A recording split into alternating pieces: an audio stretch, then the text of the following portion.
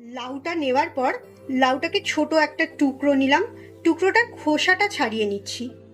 খোসাটা ছাড়াবার পর খুব মিহি করে কুচি কুচি করে কেটে নিচ্ছি।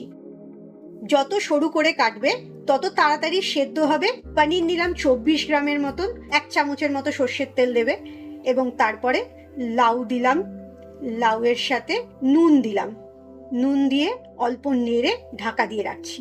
লাউটা ঢাকাটা তুলে দেখছি সেদ্ধ হয়েছে কিনা। লাউটা যখন সেদ্ধ হয়ে গেল তখন এর মধ্যে পনির দিয়ে দিলাম। এই রেসিপির মেন জিনিস, প্রোটিন না থাকলে সেই খাবারটা সম্পূর্ণ হয় না।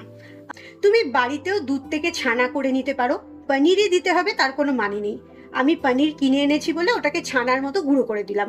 আর তুমি যদি ছানা তৈরি করো বাড়িতে তাহলে ডাইরেক্ট ছানাটাই দিয়ে দেবে। লাউয়ের সাথে ভালো করে ছানাটাকে একটু মাখিয়ে নিয়ে রেডি হয়ে গেল।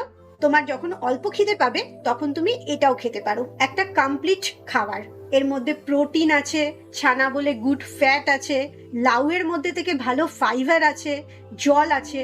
এই এক বাটি ছানা আর লাউয়ের তরকারিটা খেলেই তোমার পেটটা ভরে যাবে।